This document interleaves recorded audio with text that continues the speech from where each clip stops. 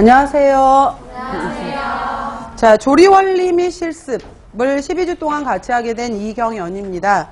자, 조리원리 실습 같은 경우에는 여러분들이 이제 영양사 때 한번 또 공부해 보셨고 이렇게 아시겠지만은 일단 처음 접할 때는 학생분들이 굉장히 쉽다고 생각을 하세요. 근데 조리원리라고 말을 했지만은 실제로 조리원리지만은 여기에서 조리과학이라고 들어가잖아요. 그러다 보니까 이 과목이 절대 쉽지 않고 또 외워야 될 게 굉장히 많은 거죠. 그리고 이 조리과학 이전에 또 같이 알아야 되는 부분이 식품학, 식품화학이 들어가게 되는 거예요. 그래서 이런 경계 범위가 좀 애매하다 보니까 예를 들어서 뭐 유지 문제를 가지고서도 유지의 3패 문제를 물을 때는 식품학 문제가 되겠지만은 기름을 이용한 튀김 요리를 물어볼 때는 조리가 되는 거잖아요. 이런 식으로 경계 범위가 굉장히 애매하더라고요. 그래서 이렇게 들어가는 게 식품학 및 조리인데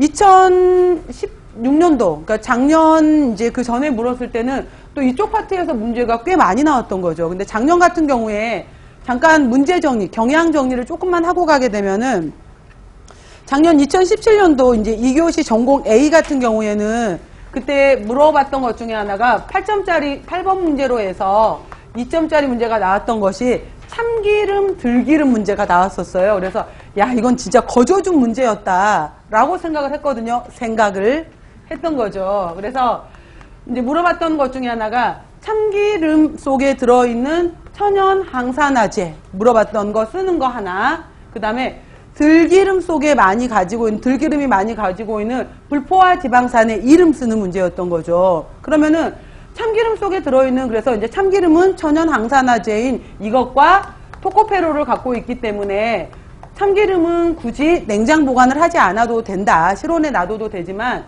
들기름은 불포화 지방산인 이것이 많이 들어있기 때문에 냉장고에 보관해야 된다. 이 내용이었거든요. 그럼 참기름 속에 들어있었던 천연 항산화제는 뭐예요, 여러분들?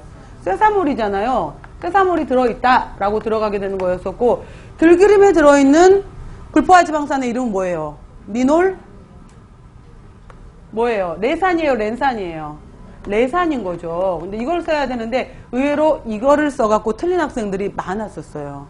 그러니까 아무 생각 없이 순간 지금 공부할 때는 왜 이걸 헷갈려? 라고 할 수 있지만은, 그래서 18에 0, 18에 1, 18에 2, 18에 3 이렇게 들어갔었을 때 18에 0에 해당이 되는 포화지방이잖아요. 얘는 S, Saturated Fatty Acid. 이거는 이중결합을 하나 가지고 있는 무파, Monounsaturated Fatty Acid. 2개짜리나 3개짜리 같은 경우에는 폴리로 들어가게 되면서 푸파라고 우리가 표현하는 것들이잖아요. 그랬을 때 18에 0에 해당이 되는 이름이 뭐예요? 스테아릭 액시드. 그 다음에 18에 1에 해당이 되는 것이 올레익 액시드. 그 다음에 얘가 바로 리놀 레익 액시드, 리놀 레산인 거죠. 리놀 레산이었고, 리놀 레닉 액시드라고 해서 리놀 렌산. 정답이 리놀 렌산이 맞죠, 참. 이거였었는데, 예를 들어서 대두유의 특징 같은 경우에는, 예를 들어서 50%에 가까운 것이 바로 리놀 레산이 들어있게 되는 거예요. 리놀 레산에 해당이 되는 18에 2를 가지고 있게 되는 거고, 약 20%에서 23% 정도를 이제 18에 1에 해당이 되는 올레산을 갖고 있게 되는 거고, 대두유는 7 내지 8% 아니면 6%까지 약간 낮추기도 하는데 이 정도 갖고 있는 것이 바로 리놀 렌산이에요. 그러니까 18에 3이죠. 그래서 비교적 대두유 같은 경우에 다른 식용유에 비해서 산패가 잘 일어나는 이유, 변양 과정이, 냄새, 콩비린내가 그러니까 산패 냄새가 아니라 콩비린내가 다시 발생되는 것이 이 7 정도에 해당이 되는 리놀 렌산을 갖고 있기 때문이거든요. 그래서 바로 이제 이런 특징을 갖고 있는 것이 18에 3에 해당이 되고, 워낙 리놀 레산에 해당이 되는 18에 2가 많기 때문에 대두유는 오메가6 지방산을 많이 함유하고 있다라고 표현을 하게 되는 거죠. 자, 이랬을 때 들기름 같은 경우에가 다른 식물성 기름들이 바로 이러한 리놀 레산, 오메가6를 갖고 있었을 때 들기름은 예외적으로 바로 리놀 렌산에 해당이 되는 오메가3 지방산에 해당이 되는 것을 20에서 40%까지 갖고 있는 거예요. 그렇기 때문에 그만큼 이중결합수가 많기 때문에, 이중결합수가 3개나 되기 때문에 변폐가 쉽게 일어나게 되는 거죠. 산패가. 그래서 바로 리놀 렌산 썼던 거 묻는 문제. 그러니까 수업 시간에 충분히 다 언급을 했었는데도 불구하고 시험 볼 때는 막상 헷갈려 버리는 거예요. 그러니까 이런 문제가 이제 작년에 있었고요.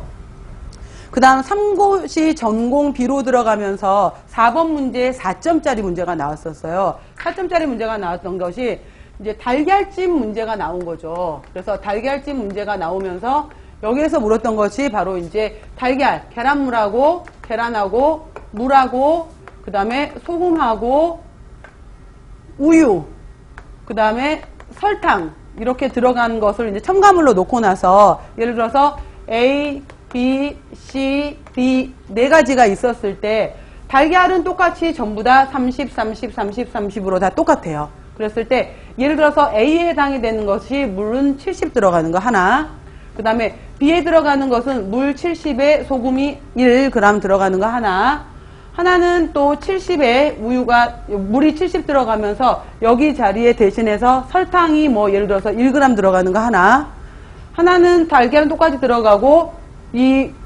여기 물 대신에 우유가 70이 들어가면서 예를 들어서 소금에 해당이 되는 것이 1 들어가는 거 하나, 이렇게 해서 네 가지가 구별이 됐었어요. 그러면은 이걸 뭐라고 물어봤었냐면은 달걀 문제로 들어가게 되면서 그 달걀찜을 만들었다. 이거 A, B, C, D 중에서 부드러운 순서대로 써라. 부드러운 순서대로 써라. 응고물의 부드러운 형태대로 쓰고 그리고 그 이유를 설명해라. 이렇게 해서 4점짜리 문제였던 건데 첫 번째 A 같은 경우에는 달걀이 30g이었었거든요. 보통 우리가 2배 정도 물을 넣으니까 달걀 30을 모두 다 똑같아요. 달걀 30, 30, 30 다 똑같다고 했었을 때 얘는 달걀하고 물만 들어간 거, 여기에는 소금이 들어간 거, 자 여기에는 설탕이 들어간 것, 그 다음에 하나는 이제 우유하고 소금이 들어갔던 것이 있었었거든요. 그러면은 물성에 있어서 이거는 달걀의 응고성을 물어보는 문제인 거죠. 응고성을 물어보게 되는 건데 응고성을 촉진하는 인자, 촉진하는 인자로 들어가는 것이 왜 달걀 삶을 때 우리가 식초, 달걀 삶을 때 깨지지 말라고 식초 넣어주고 그 다음에 달걀 삶는 물에다가 소금 넣어주고 하게 되면은 응고가 촉진이 되거든요. 촉진이 되고 그 다음에 계란말이, 그 다음에 일식 계란 초밥 같은 경우에 올려져 있는 것들에서 설탕이 들어가게 되면은 설탕은 단백질의 응고성을 저해하는 인자가 되는 거죠. 저해하는 인자가 되는 거고 그 다음에 촉진 인자로 들어가는 것 중에서 산, 소금도 들어가지만은 또 들어가는 것이 바로 염류에 해당이 되는 것들이 응고성을 촉진하게 되는 건데 양이온 수가 클수록 촉진을 하게 돼요. 칼슘 이가이온, 그 다음에 NaCl에서 소금이 들어가게 되면은 Na 플러스 이런 것들이 촉진 인자가 되는 거죠. 그러면은 자 부드러운 것부터 찾아라 라고 했게 되면은 부드러운 것은 바로 물에 설탕이 들어갔던 것이 가장 부드러웠겠죠. 물에 설탕이 들어가게 되면은 설탕이 들어감으로 인해서 응고성이 저해가 됐을 거 아니에요. 그러면 예를 들어서 여기에서 설탕을 포함됐던 뭐 C가 제일 이제 부드러웠고 그 다음에 두 번째는 인자가 없었던 A였겠죠.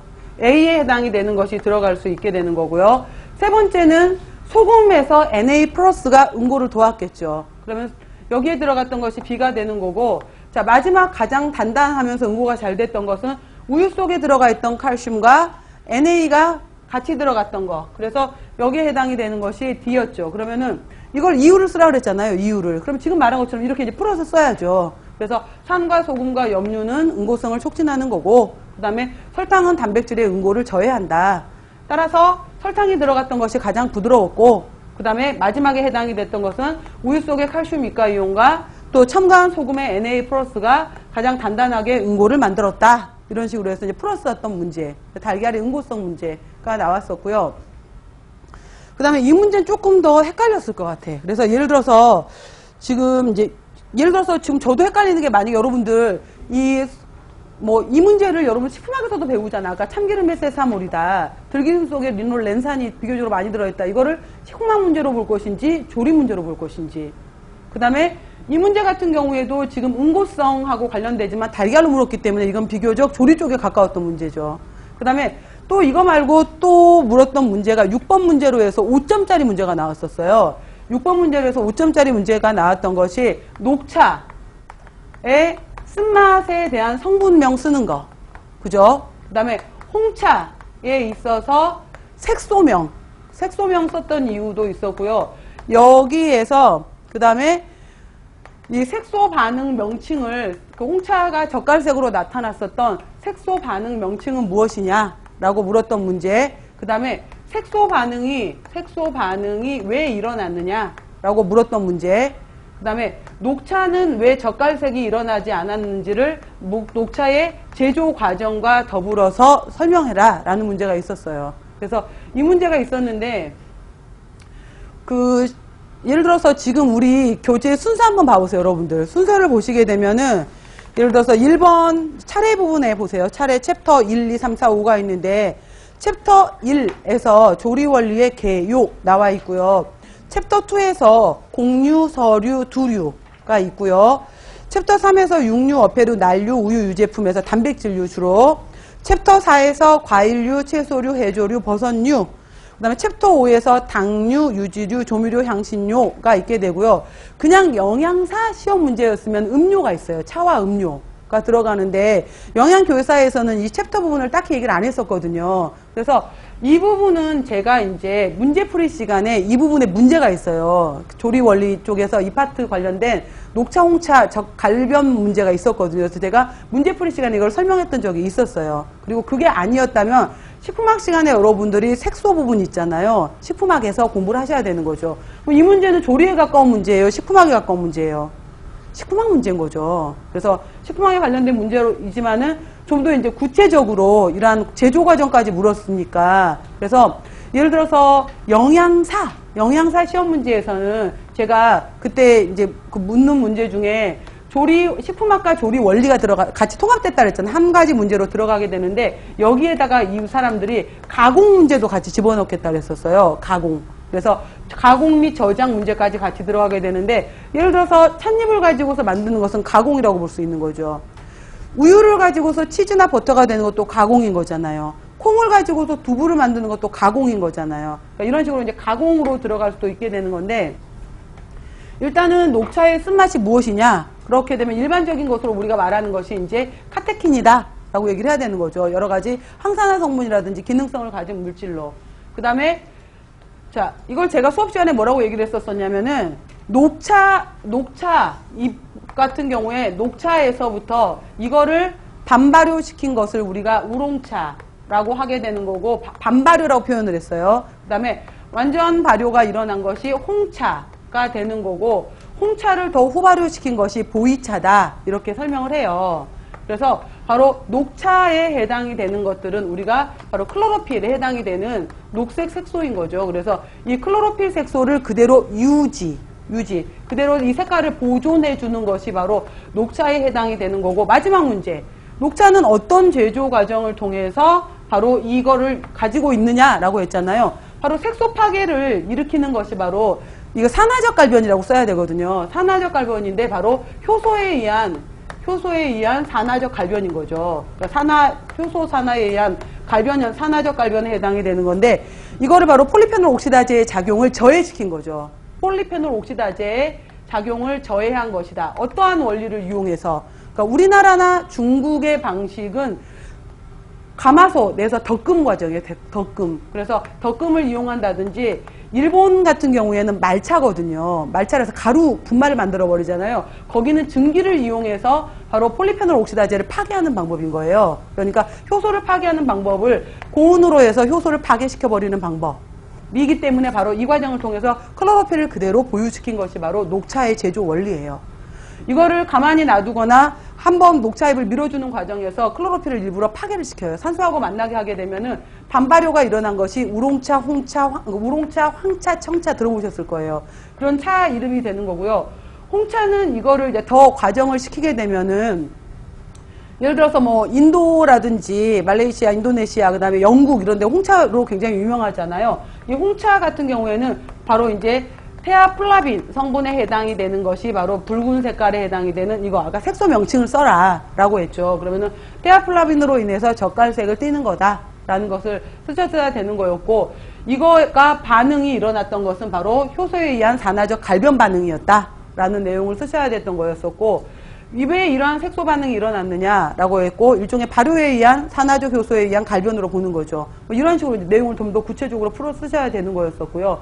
해서 이러한 차 문제 또 나왔었어요. 그래서 이걸 이제 식품학 문제로 볼 것인지 조리 문제로 볼 것인지 좀 경계가 애매하긴 하지만은 이런 식의 문제가 작년 문제였었어요. 작년 문제였었고 2016년도 그러니까 그 전년도 기출 같은 경우에는 이제 우유 살균법 물어보는 문제. 그래서 저온 살균, 고온 살균이 있었었는데 그때 이제 뭐 70도씨 그러니까 70도씨에서 뭐 몇 초 이렇게 나오면서 고온 살균법 쓰는 문제. 그 다음에 제대로 살균이 됐는지 안 됐는지 어떤 효소를 통해서 검출할 수 있느냐.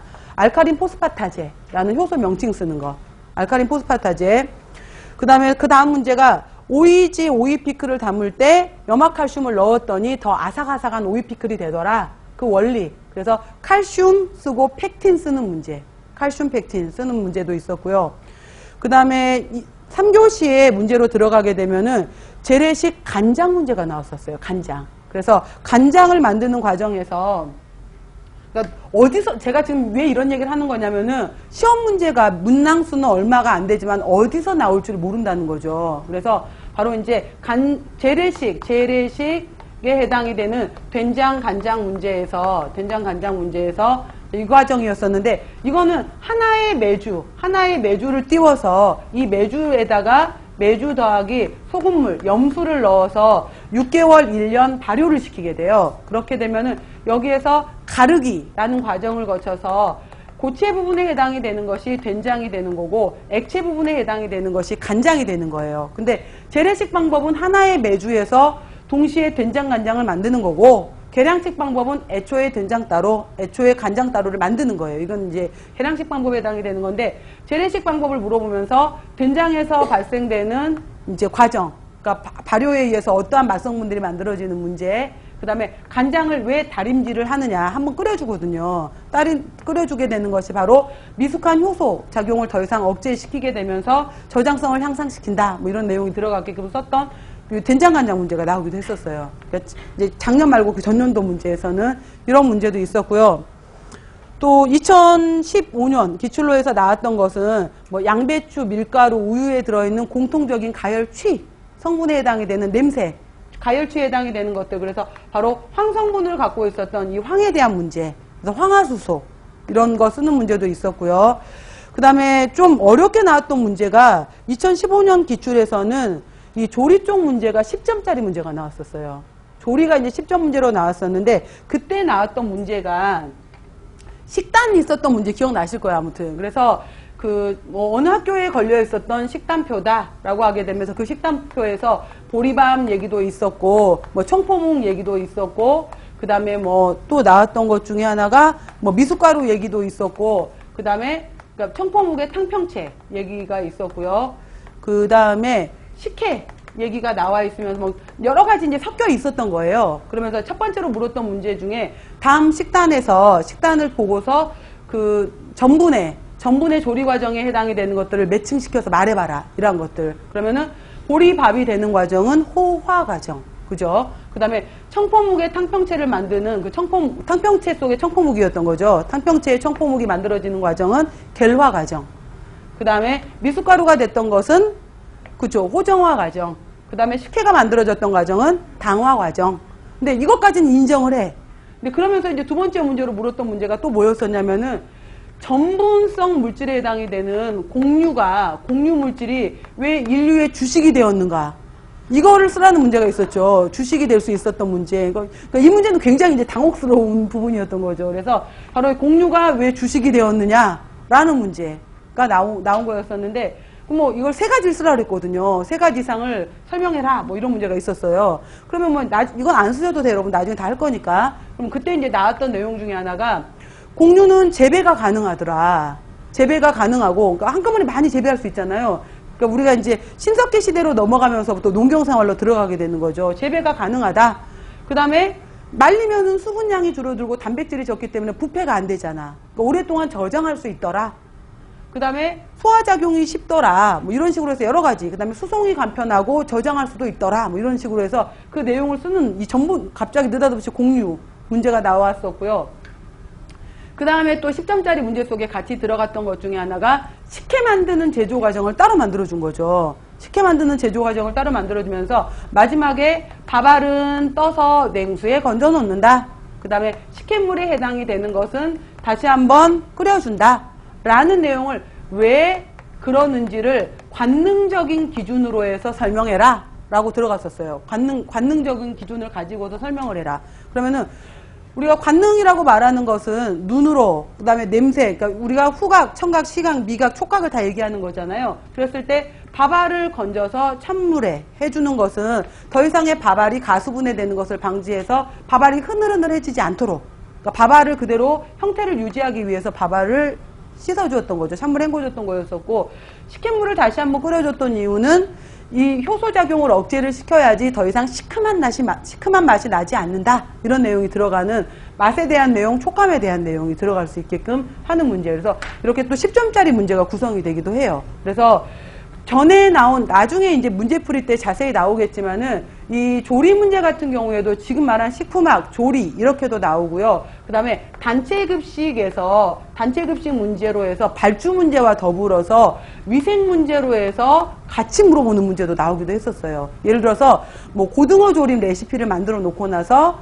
이제 뭐 쭉 나와. 그 다음에 이거를 해썹 기준에 맞춰서 CCP를 한번 찾아봐라. 뭐 이런 문제가 이제 이건 위생 문제, 단체급식 문제잖아요. 이렇게 나오면서 마지막에 단체급식, 그러니까 고등어 조림이 나왔는데 고등어 조림의 잔반율이 너무 높았어. 그래서 왜 잔반율이 높았냐고 학생들한테 물어봤더니 너무 딱딱했대.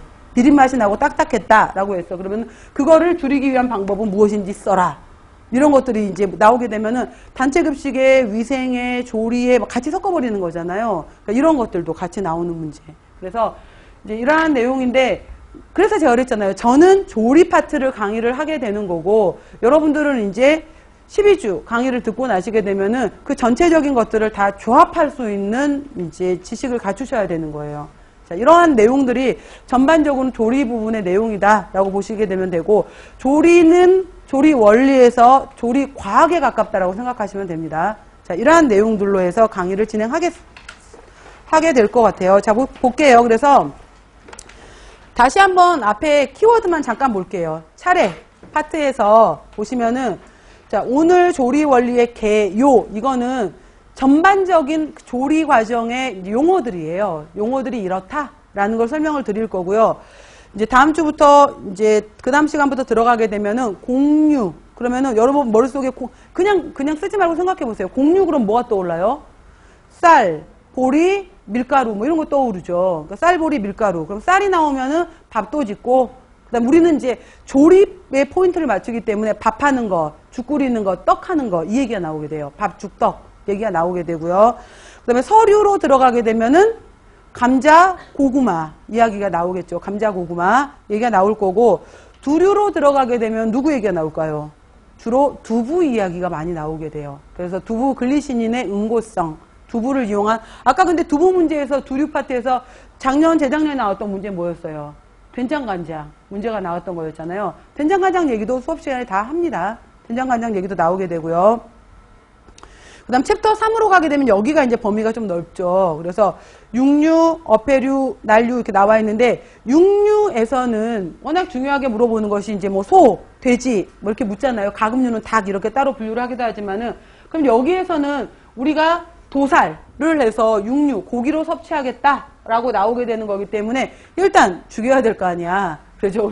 그래서 나오는 것들에 해당이 되는 것이 사후 강직 과정에 대한 내용, 그 다음에 이거 이후에 숙성시켰을 때 작용, 그 다음에 고기에 있어서의 색깔, 색소의 변화 이야기의 내용들이 나오게 돼요. 그리고 이제 결국은 이거를 조리를 해야 될 거 아니야. 그럼 조리를 하게 되는 과정에서 부위, 육류, 뭐 소의 부위, 돼지의 부위에 따라서 이제 결국 부위를 가지고서 어떤 식의 조리가 들어갈 것이냐라고 해서 조리법 중에서도 이제 뭐 수별조리법도 나올 거고, 그 다음에 이제 건열조리법도 나올 거고 했었을 때 장조림의 포인트, 그 다음에 뭐 여러 가지 수육의 포인트, 고기마다 포인트, 조리법에 따른 포인트가 있을 거 아니에요. 그러한 것들의 얘기가 나올 거예요. 그래서 그리고 기왕에 먹을 거면 어떻게 먹는 게 좋다, 부드럽게 먹는 게 좋을 거니까 연육을 시켜야 되는 거죠. 그래서 연육시키는 작용에서 어떻게 하면 연육을 시킬 것인가, 이런 내용들. 그래서 연육에 관련된 여러 가지 방법들, 기계적으로 두들겨준다, 힘줄을 잘라준다도 있고, 소금을 첨가한다, 설탕을 첨가한다도 있고, 생과일을 이용한다. 그럼 생과일은 어떤 과일의 연육소를 이용하느냐, 뭐 이런 내용들 나오는 것이 연육이죠. 그래서 육류에서는 키워드로 나오는 것들이 사후강직과 숙성과 색소와 그다음에 연육법, 조리 이렇게 나오는 거예요. 그다음에 어패류로 들어가게 되면은 생선이잖아요. 생선에서는 워낙 중요하게 물어보는 것 중에 하나가 이제 어떻게 하면은 선도평가. 그러니까 쉽게 얘는 결체 조직이 적기 때문에 쉽게 변폐가 쉽게 물러져 버리고 변할 수 있기 때문에 신선한 어류를 고르는 선도. 그래서 뭐 장 보러 가는데 내가 뭐 이화학적인 VBN이라든지 TBA가 측정할 수 없잖아요.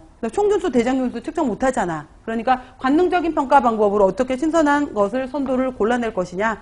그 다음에 생선에서 가장 문제가 되는 비린내. 이 비린내에 해당이 되는 거.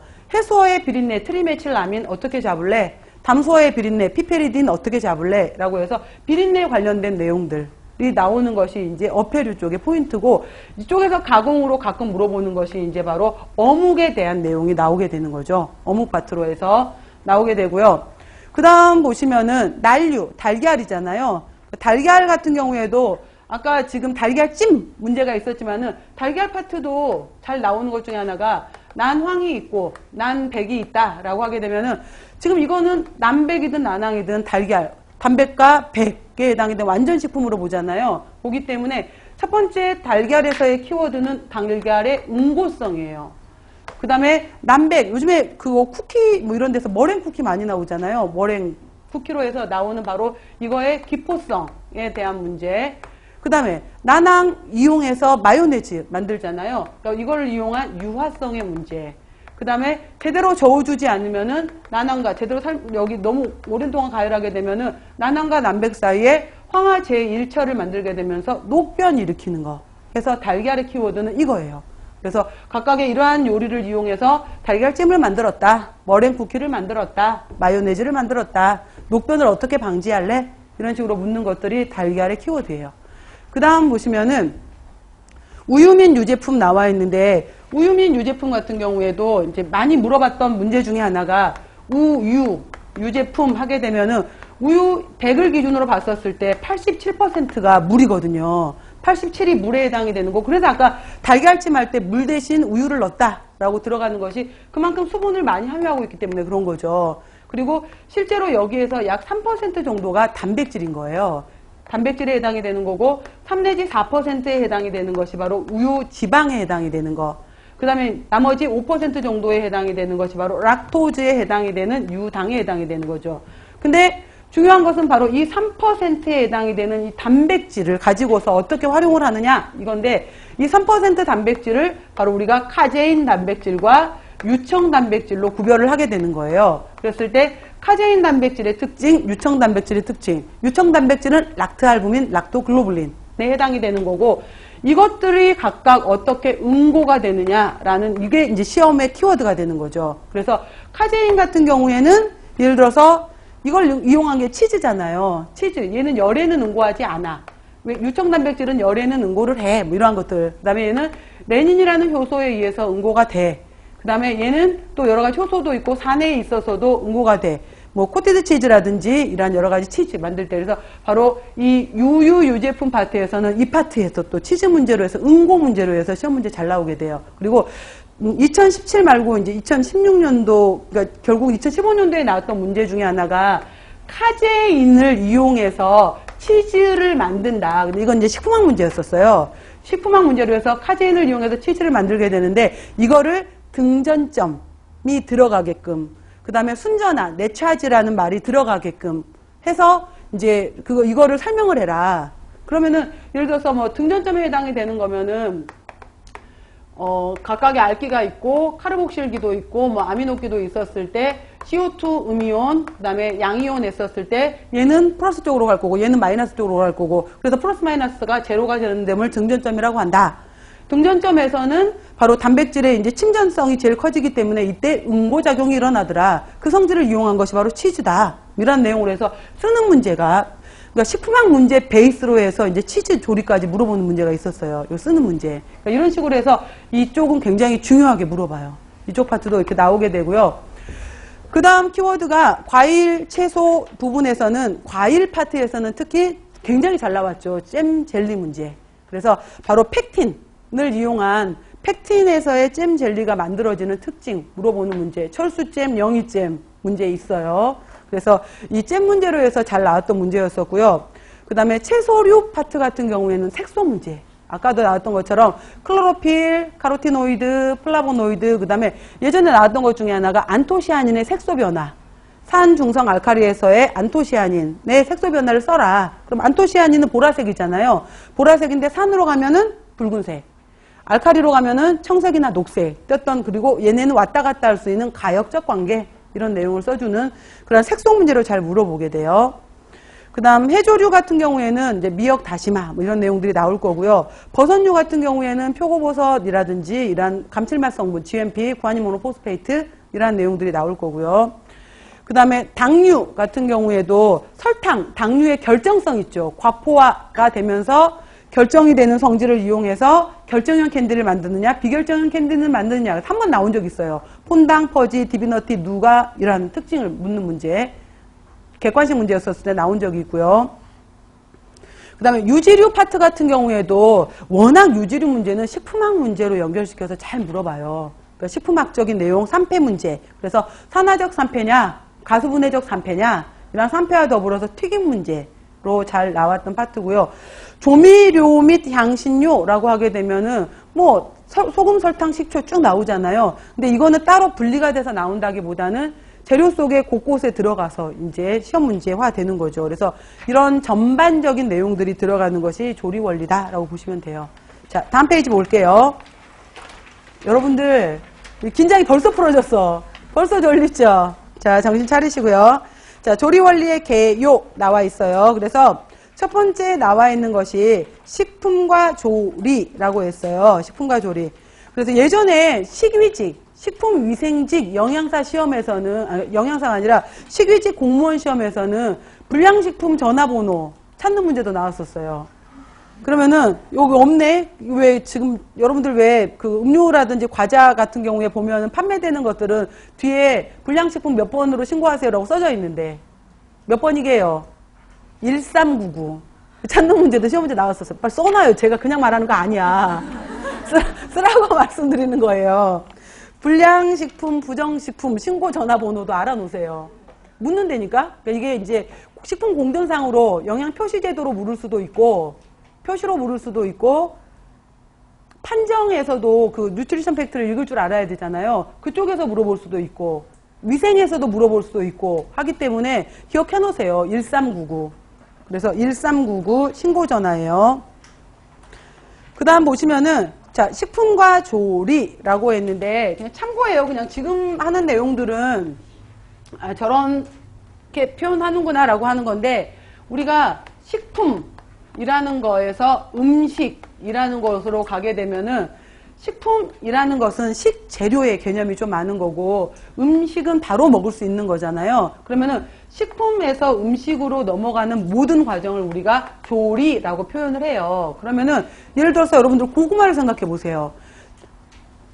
밭에서 고구마를 캐서 그 고구마를 가지고서 구웠네, 군고구마, 삶았네, 삶은 고구마, 튀겼네, 고구마 튀김 다 만들 수 있잖아요. 그래서 굽다, 그 다음에 튀기다, 삶다라고 하는 것들은 전부 다 열이 들어갔잖아. 열. 그래서 조리 과정은 가열 초리 공정을 거치는 것들도 있어요. 근데 나는 고구마 그냥 껍질 벗겨서 아니면 그냥 씻어서 껍질 벗겨서 그냥 나는 생으로 씹어 먹을 거야. 이럴 수 있잖아. 그래서 조리에는 여러분들이 가열 조리뿐만 아니라 반드시 같이 기억하셔야 될 것이 비가열 조리법도 많은 거죠. 그래서 생채, 뭐 숙채, 샐러드, 그 다음에 날회 이런 것들은 비가열 조리법 있잖아요. 그러니까 조리에 무조건 열이 들어간다고만 생각하지 마세요. 그러니까 조리 방법에는 가열 조리도 있고 비가열 조리도 있다라고 해서 식품을 음식으로 만드는 모든 과정, 뭐 튀기기도 있지만은 그냥 단순하게 씻는 과정, 터는 과정,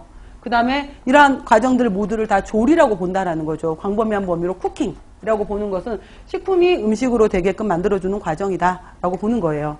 그래서 푸드, 식품이란 기호성과 영양소를 함유하고 있다라고 했고요. 천연 또는 반조리식품, 조리식품, 가공품으로 인간이 직접 섭취할 수 있는 것을 말한다. 우리나라 식품위생법 제2조예요. 2조. 제2조에 식품이란 의학으로 섭취하는 것을 제외한 모든 음식물을 우리가 식품이라고 정의를 해요. 그래서 식품으로 갖추어야 될 기본 조건이라고 나와 있죠. 그래서 이거는 참고로 크게 5가지 정도는 알아놓으세요. 큰 제목으로. 그래서 당연히 영양가 있어야 되잖아. 영양적인 면. 그 다음 기호적인 면. 그래서 영양적인 면은 5대 영양소. 5대 영양소는 탄수화물, 단백질, 지방, 비타민, 무기질. 가끔 6대 영양소 그럼 누구를 포함시키는 거예요? 물. 그죠?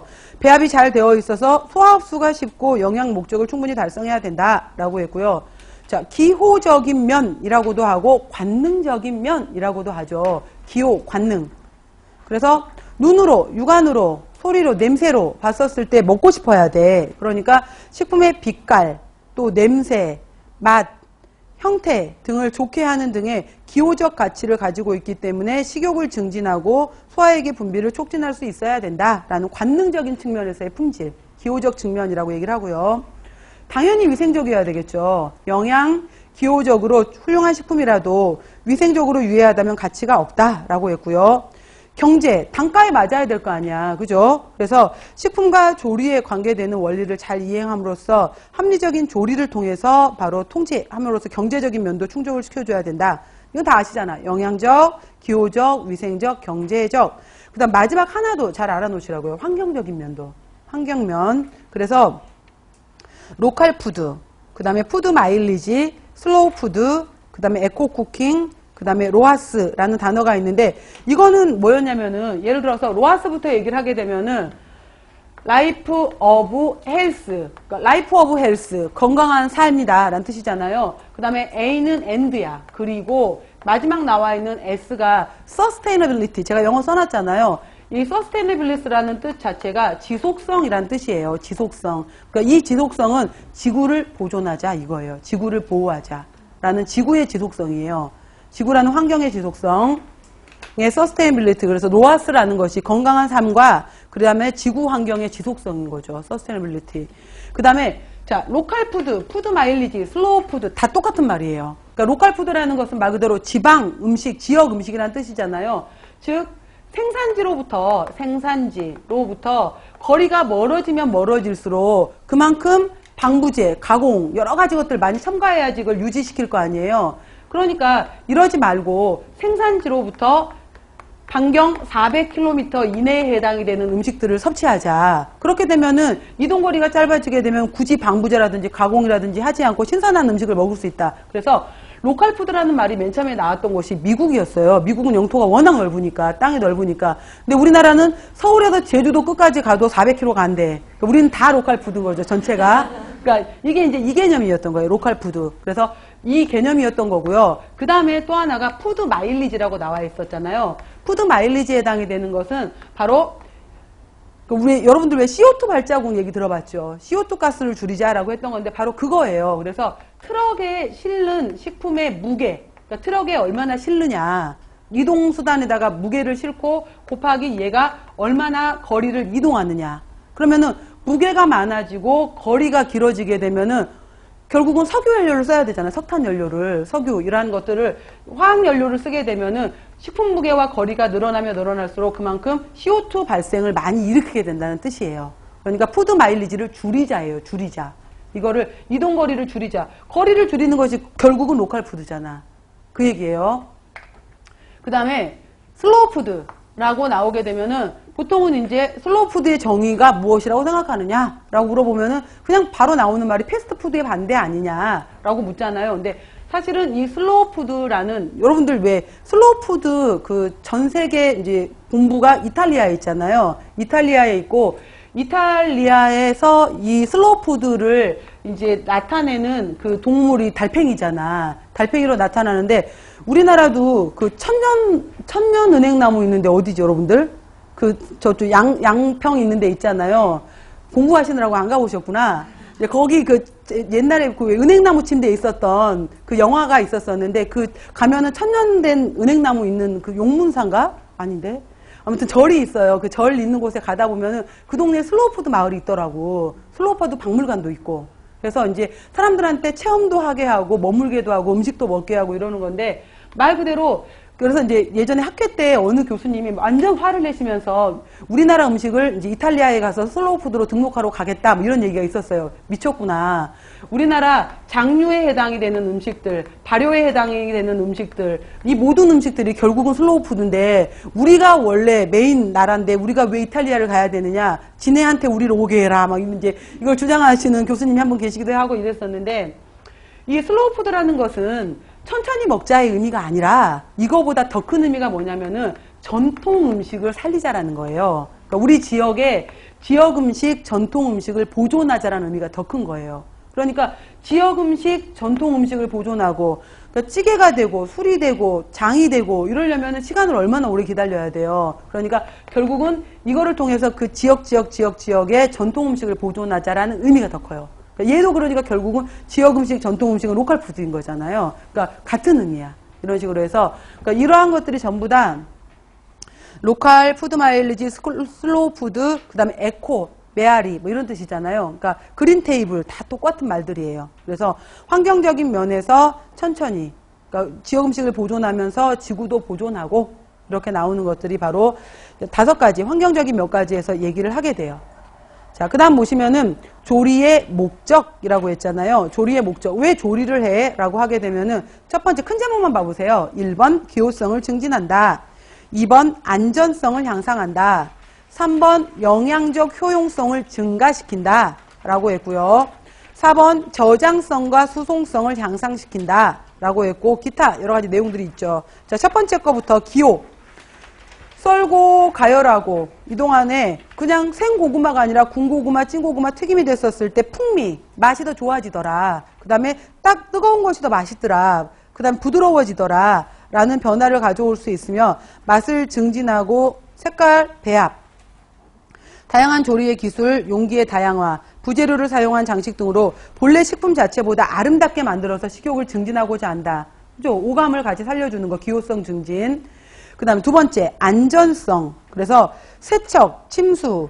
예를 들어서 지금 봄에 나오는 나물 중에 원추리 나물 있잖아요. 근데 원추리 나물 같은 경우는 성인에겐 쓰지만 초등학교에서 못 쓰게 하잖아. 약간의 독성분도 있고, 그 다음에 예를 들어서 쓴바귀 나물 같은 경우에 성인들은 그 쓴맛을 좋아하지만 아이들은 별로 안 좋아하잖아요. 그러니까 이러한 것들. 그 다음에 도라지 같은 경우에도 소금물에 넣어서 쓴맛을 빼내잖아요. 이러한 것들. 해당이 되는 것들이 바로 뭐 굳이 독성까지는 아니더라도 원추리는 약간의 독성이 있고요. 아린맛, 독한맛 등의 불쾌한 성분을 제거하고 병원균, 기생충, 농약 등까지도 제거를 한다라는 내용이에요. 안전성 향상.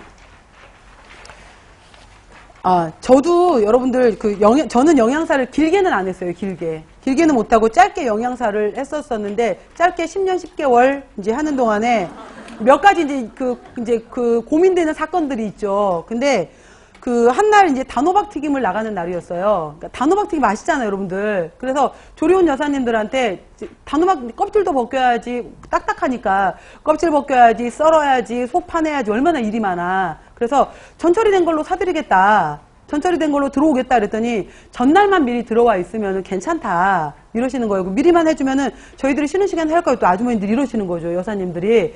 그러냐. 이러고 나서 이제 그날 했던 날인데 이제 들어온 거예요. 그 단호박이. 들어와서 이제 빨간 다라이에다가 단호박을 넣고 반을 쪼개야 될 거 아니야. 근데 갑자기 어디선가 이제 팝콘 터지는 소리가 들리는 거죠. 팝콘이 막 터져. 그래서 뭐지 이 소리를 먹어서 톡톡톡 터지는 거예요. 근데 바로 단호박 내에 있었던 애벌레가 팝콘처럼 밖으로 튀어나오는 거예요. 톡톡 주방 바닥으로. 얘 뭐야? 막 이러면서 봐서 이제 바로 이제 들어왔던 업체로 전화를 했어요. 그랬더니 딱 전화하자마자 단호박 때문이시죠? 이러는 거예요. 그래서 어떻게 하셨어요? 그랬더니 지금 다 전화가 왔대. 그랬는데 그게 뭐였냐면은 애벌레, 벌들 중에서 말벌이라든지 이런 일부 곤충들 중에서 단호박이 아주 작은 이제 열매를 막 맺었을 때 거기에다가 알을 낳는데요. 그러면은 거기 내에서 얘네가 이제 유충으로 살다가 깨어나게 되면 단호박을 뚫고서 나오는 거래. 그러니까 이제 그게 이제 튀어나왔던 거죠. 근데 그날 아마 점심 때 나가야 될 메뉴였어. 그날 단호박이. 근데 대체할 메뉴가 없잖아요.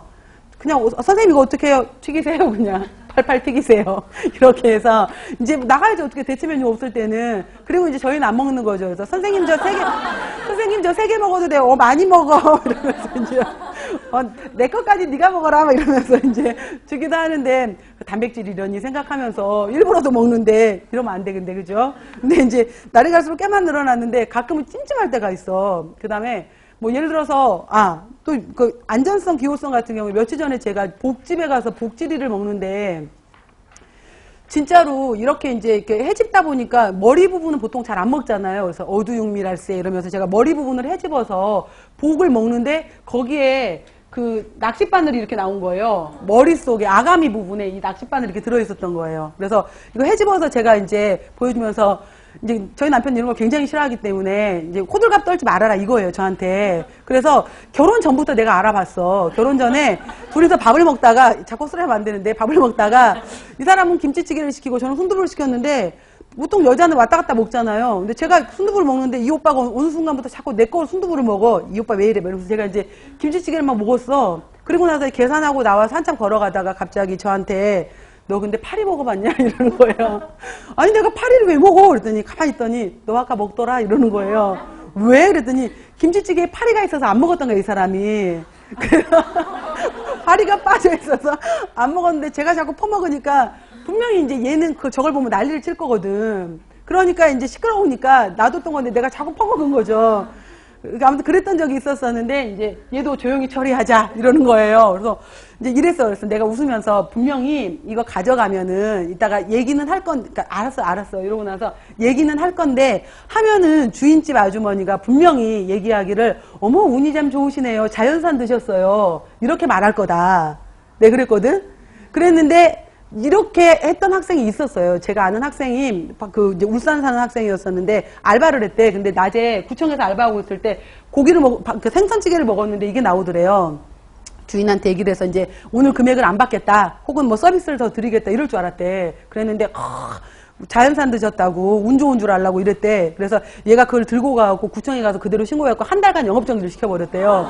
그래서 그 얘기를 내가 들은 적이 있어서 분명히 이 사장님도 자연산 드셨을 거다. 그래서 나 먼저 나갈게 이러고 나와버렸어요, 저는. 그랬는데 너랑 똑같이 얘기하더라고요, 네가 말한 거. 그러면서 괜찮아, 맛있었으니까. 이러면서 이제 그거 따지지도 않아. 근데 만약에 이게 정말 이런 식의 것이 급식에서 나왔다고 해봐. 이제 그 영양사님 죽어야 되고, 그죠? 근데 그 학교 초토화 되는 거지. 막 난리 되면서. 아무튼 이러는데, 그러니까 정말 영양사 일했을 때 제일 무서웠던 단어가 식중독. 그죠? 그래서 막 식중독이 도네, 뭐가 도네, 뭐 예를 들어서 정말 제 옛날에 영양사 일할 때 그때 AI, 그 다음에 구제역, 그 다음에 광우병 이게 3개가 한꺼번에 돈 적이 있었어요. 그 소, 돼지, 닭을 다 못 넣잖아. 근데 제가 일했던 데가 기숙사였거든요. 아침, 점심, 저녁 죽어버리는 줄 알았어요. 정말 메뉴를 넣을 게 없어요. 굉장히 힘들었던 적이 있는데 새끼 메뉴 짜는 거 진짜 힘들어요. 그거다가 또 토요일, 일요일까지 다 넣잖아요. 기숙사는 21끼 메뉴. 그러다가 이제 어느 날 정신줄을 놓은 날이 있어. 그럼 아침에 오징어 묵고, 점심에 해물파전, 저녁에 짬뽕국. 그러면은 이제 그 조리원 여사님들이 선생님 오징어 못 드셨냐. 이렇게 물을 때가 있는데 보면서 미쳤구나 내가 정신 났구나 이럴 때가 있는 거죠. 아무튼 자 기호성, 안전성. 그 다음에 3번에 보시면은 영양적 효용성을 증가한다라고 했지. 이거는 효용성을 증가시킨다라고 했지 영양가가 향상되는 건 아니야, 여러분들. 자, 식품 자체가 포함된 영양소가 파괴되지 않도록 하면서 단일 식품보다 양념이나 부재료를 첨가시킴으로써 영양가를 높인다라고 했어요. 아까 제가 말했던 것처럼 식품이라는 거에서 음식으로 넘어가는 과정에서는 시간이 지나가게 되어 있고 물이 지나가게 되어 있고 때에 따라서 열이 지나가게 되어 있으면은 이거는 영양가가 절대 향상될 수가 없어요. 그죠? 그래서 시간, 물, 열이 지나가기 때문에 이거는 영양가가 낮아지게 되는 건데 이 낮아지는 영양가를 어떻게 하면 보존할 것인가예요. 보존. 그 다음에 여기서 효용성을 증가시킨다 라고 했던 것은 뭐였었냐면 가장 대표적인 예가 바로 이제 콩밥인 거죠. 콩밥. 그래서 쌀 같은 경우에는 제한 아미노산으로 해서 리신이 부족하고 콩의 경우에는 비교적 여러 가지 영양가가 많이 들어있지만은 얘는 함황 아미노산에 해당이 되는 메치오닌이 부족하더라 라고 하게 되면은 이거를 같이 먹게 되면은 메치오닌은 밥이 채워주고 리신은 콩이 채워주고 하기 때문에 부족한 것을 콩밥이 되면서 채워주는 단백가를 보완한다 라고 표현을 하거든요. 이런 식으로 해서 영양가를 서로 보완시키는 거지 없는 게 높아지진 않아요. 그러니까 없었던 비타민 D가 음식을 하고 났더니 갑자기 높아졌더라 이러진 않아요. 그래서 바로 그 의미에서 영양적 효용성을 증가시킨다 라고 표현을 한 거고요. 또 저장과 수송성 향상에서 조리를 통해서 식품 중에 수분 함량을 줄이거나 소금 등의 첨가로 수분 활성도를 낮추어, 자, 수분 활성도를 낮추어 AW, 워터 액티비티를 낮추는 거죠. 낮추어서 미생물에 의한 식품의 변질을 억제한다 라고 했어요. 그러면은 이제 예전에 식품 미생물 문제에서 이런 게 있었어요. 다음 중에서 저장, 가공 저장의 가공이나 저장의 원리가 다른 하나는 하고 물어요. 그러면은 건조법, 그 다음에 뭐 초절임법, 그 다음에 당장법, 그 다음에 염장법 이런 문제가 있어요. 그러면은 여기에서 저장 원리가 다른 하나는 무엇일까요? 초절임법이죠. 왜? 건조법은 수분 활성도를 낮추는 방법, AW를 낮추는 방법이었었고, 당장법, 염장법의 경우에도 설탕으로 탈수, 소금으로 탈수시켜서 결국은 자유수 부분을 줄이는 거였었잖아요. 그러니까 수분하고 관련되었던 거였었고, 초절임법에 해당이 되는 것은 pH를 산 쪽으로 떨어뜨림으로 인해서 세균이 좋아하는 중성 범위에서 벗어나는 거. 그러니까 이거는 산을 조절하는 방법, 나머지 것들은 수분을 조절하는 방법, 이런 원리들도 있어요. 그래서 가공으로 묻는다면은, 그래서 바로 수분 활성도를 낮춘다라고 했고요. 가열을 통한 식품 중의 효소를 불활성화시켜서 식품의 변폐를 방지한다. 아까 제가 설명했던 것 중에 하나가 뭐예요? 녹차에서 초록색을 유지했던 것이 바로 덕금 과정을 거쳐서 효소 활성을 불활성화시킨 거잖아요. 폴리페놀 옥시다즈의 작용을 불활성화시킴으로써 녹색을 그대로 유지했던 거. 녹차의 원리였잖아. 이런 식으로 가는 것들 그냥 오늘은 그냥 이해하시고요. 기타 조리 방법을 여러 가지로 변형시키면서 다양하게 만들 수 있고, 그 다음에 먹는 즐거움, 조리하는 즐거움을 줄 수 있다라고 해서 다양성. 그러니까 같은 쌀 요리지만, 같은 밀가루 요리지만 다 다르게 만들 수 있잖아요. 빵이 될 수도 있고, 튀김이 될 수도 있고, 과자가 될 수도 있고. 조리를 통해서 다양한 원재료의 혼합으로 인해서 복합적인 여러 가지 맛을 도출할 수도 있다. 자, 다시 여기까지 마무리하는 동안에 식품에서는 여기 앞장에서는 제일 중요한 게 조리의 목적 정도는 정리를 해놓으세요. 목적. 그래서 기호성 증진, 안전성 향상, 그 다음에 영양적 효용성을 증가시켜주고 저장성과 수용성이 향상되고 그 밖에 여러 가지 다양성을 줄 수 있더라 라는 내용까지 해서 했고요. 잠깐 쉬고 조리의 기초과학부터 들어가도록 하겠습니다.